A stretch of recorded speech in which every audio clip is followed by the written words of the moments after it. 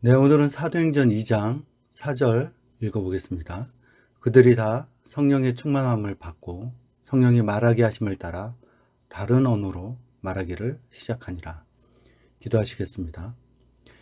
오늘은 성령 하나님의 지배에 대하여 살펴보려고 합니다. 지혜 주시고 우리로 알아듣게 하여 주시옵소서. 예수 그리스도의 이름으로 기도합니다. 아멘. 지금까지 우리는 하나님 나라의 통치, 즉 예수 그리스도의 통치가 어떻게 이루어지는가의 문제에서 성령 하나님의 내주하심을 통해 각 사람을 지도하시고 가르치심을 통해 인도하신다는 것을 알 수 있었습니다. 이것은 세상의 통치 방법과는 완전히 다른 방식이라는 것을 알 수 있었습니다. 세상의 통치는 법령과 제도에 의한 것입니다. 그러나 하나님 나라의 통치는 바로 성령 하나님께서 직접 내주하셔서 가르치시고 증거하시며 삶의 구석구석 세세한 것까지도 지도하시는 방식입니다. 각 사람과 긴밀한 교통을 통한 것이라는 것을 알 수 있습니다. 성령의 내주하심을 통해 사람에게 일어나는 일은 하나님의 백성이 되고 신분적으로는 하나님의 아들들이 되는 것입니다. 또한 구원과 관련된 모든 은혜의 결과가 바로 성령 하나님의 내주하심에 있는 것입니다. 이 말은 은혜의 결과와 성령 하나님의 내주하심의 결과가 같다는 뜻이 됩니다. 오늘은 성령 하나님의 지배에 대하여 살펴보겠습니다. 이 지배를 이해하기 전에 하나 명심할 것이 있는데 하나님의 일하심, 즉 사역의 근간은 하나님의 인격과 그 인격에 따른 사역이라는 것입니다. 그래서 우리가 주 예수 그리스도를 믿습니다 라는 고백을 보다 구체적으로 말하면 주 예수 그리스도의 인격과 사역을 믿습니다와 같이 표현할 수 있습니다. 삼위 하나님의 모든 사역은 결국에 각 하나님의 위격 안에서 인격과 사역이라는 것입니다. 그러니 기독교의 모든 현상에서 우리가 그것을 판별하는 기준은 그리스도의 인격과 사역이 드러나는지로 명확하게 알 수 있는 것입니다. 이것이 그리스도께서 원하는 사역인지 아니면 나의 사역인지 알 수 있게 해주는 근거가 되는 것입니다. 현상과 감정의 경험은 사람의 불완전한 오감과 기억으로 인해 왜곡된다는 것을 기억하고 명심해야 합니다. 심지어 현상에 대한 적법한 해석의 방편이 마련되었다고 하여도 그것이 삼위 하나님의 인격 또 그 사역과 관련 없이 해석하고 이해하고 받아들이고 믿는 것은 배척돼야 됩니다. 오늘의 본문을 보겠습니다. 우리가 많이 인용하는 사도행전 2장 4절입니다. 그들이 다 성령의 충만함을 받고 성령이 말하게 하심을 따라 다른 언어로 말하기를 시작하니라. 여기에서 성령 충만함이라 표현된 원어 문장은 에프레스테산 하판테스 푸니마토스 하기입니다. 이 성령 충만을 비유적으로 표현해서 충전해서 가득 채우는 것으로 이해하는 경향이 있는데 과연 그러한지 파악할 필요가 있기 때문에 먼저 살펴보도록 하겠습니다. 보통은 기독교 신자들이 제자들에게 있었던 일에만 집중하는 경향이 있습니다. 그러나 우리는 이 성령 충만을 중심으로 전체적으로 촉발된 원인, 과정, 결과를 모두 살펴볼 필요가 있다고 생각됩니다. 이렇게 함으로 우리가 성경을 잘못 이해하는 것을 최대한 방지하려고 합니다. 충만에 해당하는 단어는 에프레스테산입니다. 원형은 핀프레미입니다. 이 단어의 의미는 무엇을 가득 채우다, 마지막에 이르다 이런 의미로 사용됩니다. 누가복음 1장 23절에서는 날이 이르다는 의미로 1장 27절과 2장 6절에서는 아이를 낳는 해산길이 차다라는 의미로 사용되었습니다. 또 마태복음 22장 10절에서는 혼인잔치에 손님들이 가득 차다라는 의미로 사용되었습니다. 같은 성경 사도행전 3장 10절에서는 두려움에 사로잡히다 라는 의미로 사용되었습니다. 이러한 예를 통해 볼 때 이 가득 차다라는 의미의 에프레스테산이라는 단어는 사람이 인위적으로 상황을 조작할 수 있는 상태를 말하지 않는다는 것을 알 수 있습니다. 외부적인 요인으로 더 이상 사람의 힘으로는 통제할 수 없는 상태를 의미합니다. 더욱이 무엇인가 사람이 인위적으로 통제할 수 없는 시간을 의미하므로 우리가 가용한 번역은 하나님의 때가 차다라는 의미가 포함되어 있다고 할 수 있습니다. 이러한 면에서 성령 하나님의 강림 현상은 예수 그리스도께서 보내시겠다고 말씀하신 그때가 이르러 성령의 강림이 일어났다고 보는 것이 바르다고 판단됩니다. 실제로 사도행전 1장 4절에는 아버지께서 약속하신 것을 기다리라 라고 말씀하고 제자들은 성령 하나님의 보내심을 기다렸다는 것을 알 수 있습니다. 그리고 2장 1절에 오순절이 바로 그 예수 그리스도께서 말씀하신 때라는 것을 알 수 있습니다. 그렇기 때문에 오늘날 기독교 신자들이 행하는 성령을 받기 위해 기도하고 성령 충만을 받은 사람이 어떤 능력을 행하는 것과는 별로 관계가 없다는 것을 알 수 있습니다. 이와 같은 내용을 생각해 볼 때 한국어로 충만이라고 번역되므로 오해의 여지가 자꾸 생긴다고 생각됩니다. 이를 대체할 다른 단어를 생각해 본다면 성경이 제시하는 근거로 찾는 것이 정당할 것입니다. 우리가 이 충만이라고 번역된 단어와 가장 유사한 단어를 찾는다면 지배를 찾을 수 있을 것입니다. 실제로 제자들은 자신들이 말하는 것을 통제할 수 없었다는 것을 알 수 있습니다. 후에 살펴보겠지만 실제로 복음 전도자들을 가르치고 인도하였고 제자들은 그것에 어떠한 사견도 제시하지 않고 따랐다는 것을 알 수 있을 것입니다. 그리고 이 통제할 수 없는 방언이라는 말의 진실은 예수 그리스도에 대한 직접적인 증거입니다. 단지 각각의 다른 언어로 표현되었다는 것이 특징입니다. 우리가 여러 사람들이 구사하는 방언과 그 해석은 철저하게 마태, 마가, 누가, 요한복음에서 사역하신 예수 그리스도의 인격과 사역에 대한 것이어야 하는데 자칭 방언을 해석하는 사람들의 해석이 점치는 사람들의 해석과 유사하다는 면에서 그 하는 일이 의아하지 아니할 수 없습니다. 자, 그럼 성경이 뭐라고 진술했는지 들어보겠습니다. 사도행전 2장 8절에서 12절입니다. 우리가 우리 각 사람이 난 곳 방언으로 듣게 되는 것이 어찌 됨이냐?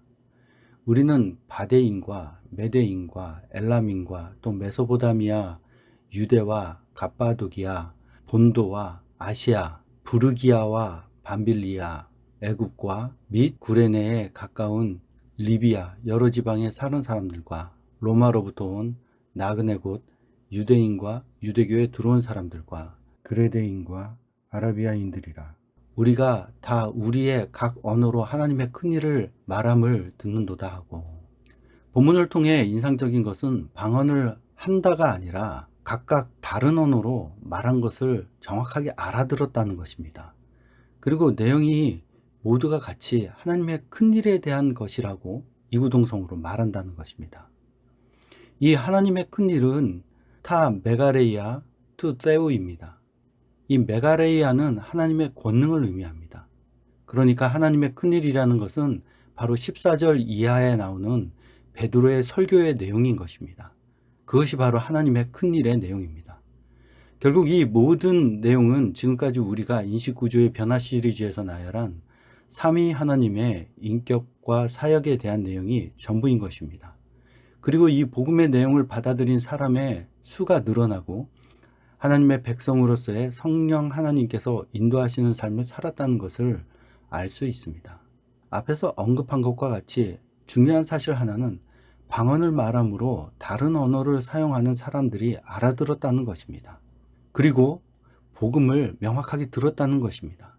앞에서 복음의 전파는 직접적이어야 한다고 말씀드렸는데 그 근거가 성령 하나님의 사역에서 복음의 내용이 명확하게 그리고 선명하게 알아들을 수 있도록 직접적인 복음을 전했다는 것에 그 근거를 두는 것입니다. 오늘날은 간접적으로 전하는 것에 많은 시간과 재정을 할애하지만 실상 복음은 성령 하나님께서 행하신 것처럼 직접 전달되어야 한다는 것입니다. 우리가 전도할 때 성령의 역사를 기대한다면 성령 하나님께서 행하신 것과 같이 명확하게 복음이 제시되어야 할 필요가 있습니다. 그리고 성령 하나님의 내주하신 가운데 듣는 사람은 정확하게 알아듣게 될 것입니다. 또 우리가 기억할 것은 성령 하나님께서 제한되신다는 부분입니다. 성령 하나님이 하시는 사역과 사역의 내용은 모두 예수 그리스도의 것 이상을 넘어가지 않는다는 선언이 있었다는 것을 기억할 필요가 있습니다. 그러므로 성령 하나님께서 하나님의 큰 일을 전파할 때에 그 내용은 예수 그리스도께서 가르치신 내용과 예수 그리스도의 것을 가지고 전했다는 것을 알 수 있습니다. 현상적으로 성령의 지배를 받아 벌어지는 상황과 가장 유사한 현상은 빙의가 있을 수 있습니다. 빙의 자체에 대해서는 더 거론하고 싶지는 않습니다. 그러나 한 가지 생각할 것은 처음 사람의 창조에 성령 하나님이 함께 거하셨고, 이로 인해서 성령 하나님의 내주하심은 사람의 인격과 분리나 이질감 없이 자연스럽게 일어난다는 것입니다. 그러나 귀신은 자신이 거할 자리가 아니므로 귀신의 빙의는 부자연스럽고 사람의 인격적 활동과는 이질적이라는 것을 기억할 필요가 있습니다. 성령 하나님의 지배 혹은 성령의 충만이라는 단어 자체의 의미를 두고 잠시 생각해 보겠습니다. 만일에 성령 충만이라 사용하면 단어의 함축미와 함께 전달력이 있어 보입니다. 그러나 그것을 성령 하나님의 충만이라고 표현하면 이질감이 생깁니다. 하나님을 나에게 충만하게 갖는다는 의미가 되기 때문일 것입니다. 혹은 앞에서 말한 것과 같이 성령 하나님이 나에게 충만이 될 때까지 채운다로 이해될 수 있습니다. 그렇기 때문에 기도하며 강압적으로 성령 충만하게 하여 주시옵소서 기도하게 되는 것입니다. 이러한 면에서 단어 사용의 유연성에서는 떨어질 뿐만 아니라 의미 전달에 문제가 있는 표현이라는 것을 알 수 있습니다. 이러한 면에서 성령 하나님의 지배라는 표현이 더 적합해 보입니다. 그럼 기도가 이렇게 바뀝니다. 성령 하나님께서 나를 지배하게 하여 주시옵소서. 이렇게 되면 주체를 성령 하나님께 넘겨드릴 뿐만 아니라 충전하는 식의 사고를 막을 수 있다고 생각이 됩니다. 이제 우리가 살펴볼 것은 성령 하나님의 지배가 우리의 믿음과 어떤 관계가 있는가라는 질문입니다. 앞에서 표현한 원인, 과정, 결과의 측면으로 보면 원인에 해당되는 질문입니다. 성령 하나님이 강림하셔서 성도를 지배하기까지 제자들의 상태를 생각해 보면 그들은 모두 예수 그리스도의 말씀을 믿고 기다렸다는 것입니다. 예수 그리스도께서 말씀하신 것은 틀림없이 행하신다는 믿음에 근간한 것입니다. 성령 하나님의 강림이 필요한 이유는 없었던 성령 하나님의 거하심이 필요해서 그렇게 한 것이 아니라 창세기 6장 3절에서 떠나신 성령 하나님이 다시 하나님의 백성들에게 임하시는 것을 가시적으로 선명하게 보여주시기 위한 것입니다. 이렇게 하심으로 하나님과의 관계가 처음 창조의 사람과 하나님과의 관계로 돌아가는 것입니다. 이것이 하나님과 사람의 관계 회복의 참 의미인 것입니다. 하나님의 백성들은 성령 하나님이 강림하시기까지 기다렸다는 것을 알 수 있습니다. 이러한 모습에는 오늘날 신자들이 보여주는 것과 같은 강압이나 소리질러 오소서 하는 모습은 생각하기 힘들어 보입니다. 더욱이 하나님의 인격과 사람의 교제 사이에 비인격적인 강압이 자리할 곳은 없어 보입니다. 물론 소리를 내어 기도하는 방식을 비난하신다는 뜻은 아닙니다.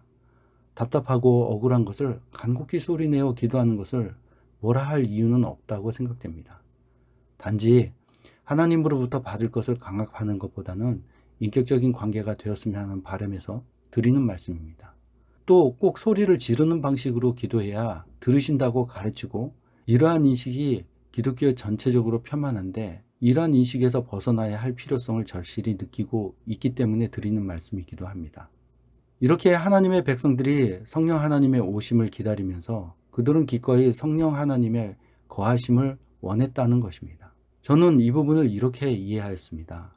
예수 그리스도께서 십자가에 죽으심까지 그렇게 예수님의 말씀을 이해하지 못하고 자신들의 실리를 추구하던 눈먼 제자들이 정작 예수님께서 죽으신 이후에 자신들이 예수님의 말씀을 믿지 못하고 불순종하였다는 것과 예수님을 속상하게 한 것에 대한 깊은 회의가 있었을 것입니다. 그리고 예수님께서 부활하셨다는 소식을 듣고 그들은 기뻐했을 것입니다. 어린아이처럼 자리나 탐하던 자신들을 찾아주신 예수님과 40일을 함께 지내면서 그제야 예수님의 마음을 이해하고 예수 그리스도의 인격이 자신들을 결코 포기하시지 않으며 그 사역이 자신들을 어떠한 상황에서도 건지실 것이라는 확신을 갖게 되었습니다. 그리고 예수 그리스도께서 하늘에 오르신 이후에 예수 그리스도에서 말씀하신 것과 같이 사랑하는 예수님과 함께 가는 오직 한 가지 방식, 성령 하나님의 오심에 대하여 간절히 소망하였을 것입니다. 그 인자하시고 어리석은 자들을 꾸짖지 않고 받아주시고 먹이시고 입히시고 돌보시는 그 은혜와 사랑, 그리고 40일 동안 가족으로서 함께 거하며 느꼈던 채취와 말씀이 모두 그리웠을 것입니다. 이런 하나님이시라면 이분을 위해 죽어도 좋겠다는 생각을 했을 것입니다. 그분을 만날 수 있는 방법만 있다면 이렇게 생각하였을 것입니다. 그리고 제자들은 예수 그리스도께서 떠나시면서 남긴 말씀을 기억해냅니다. 예수 그리스도를 생각하고 기도하며 그들은 마음이 어떠했을까요? 그 예수님을 다시 보고 싶었을 것입니다. 예수님과 거할 수 있는 오직 한 가지 방법, 성령 하나님이 오시는 것밖에 다른 것을 생각하지 않았을 것입니다. 나와 평생을 같이 한 부모님이 돌아가시는 것으로도 그리고 보고 싶은데 제자들에게 있어서 예수님은 얼마나 보고 싶은 분이셨겠습니까?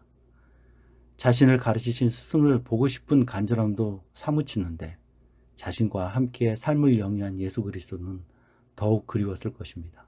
저는 사실 제자들이 성령을 보내주셔서 기도했다고는 생각하지 않습니다. 예수님 보고 싶어요 라고 기도했다고 생각합니다. 사실 성경에서는 기도했다고 말하지 않고 모였다고 말씀하고 있습니다. 이러한 의미에서도 성령 충만은 어떤 행위나 요구에 의한 것이 아니라 때가 이르러 성령 하나님이 임하신 것입니다. 우리 주 예수 그리스도께서 오시는 것도 어떤 현상과 요구에 의한 것이 아니라 하나님께서 정하신 때에 오실 것입니다. 이제 과정의 부분을 살펴보겠습니다.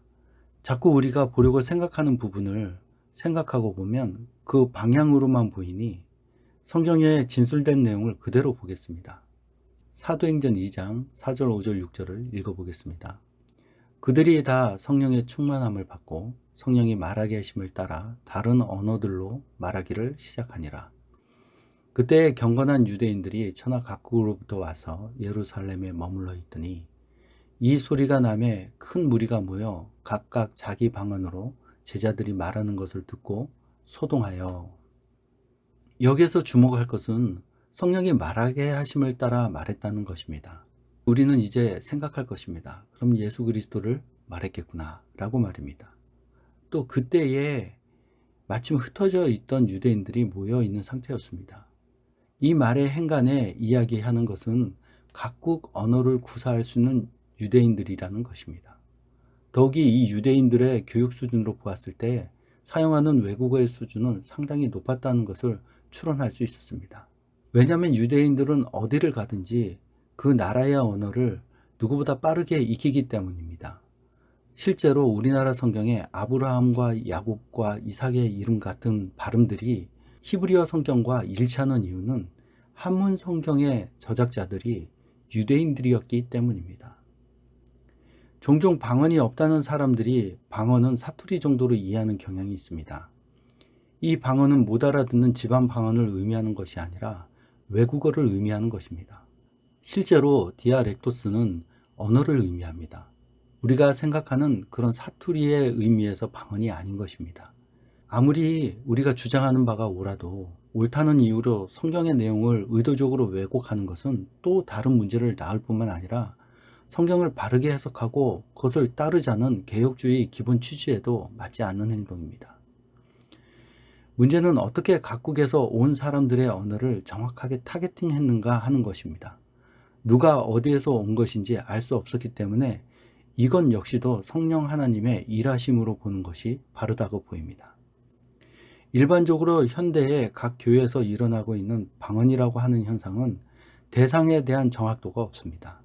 또 설사 그 지역 사람이라고 해도 못 알아듣는 말인 경우가 종종 있습니다.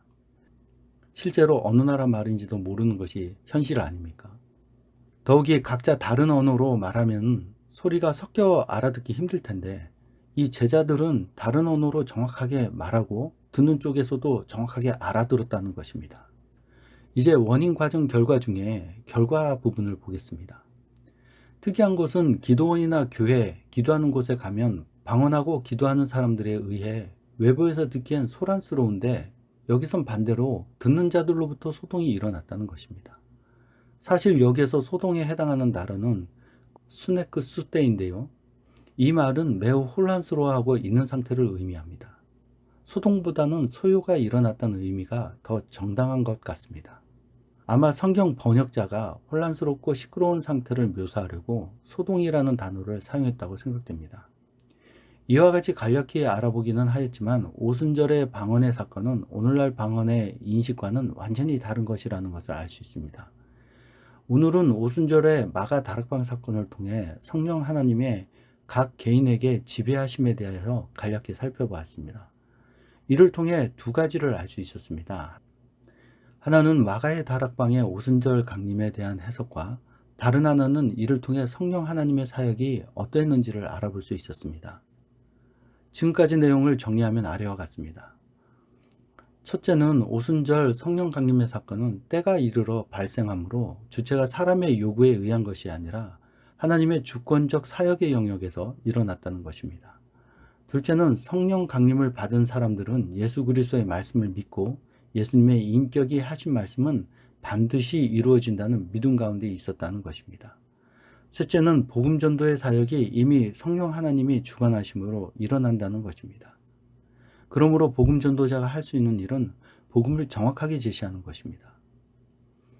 넷째는 성령 하나님이 각 사람을 지배하기까지 그 사람이 인격적으로 예수 그리스도를 진정으로 사랑하고 자신을 기꺼이 내어 맡기는 사람에게 성령의 지배하심이 일어났다는 것입니다.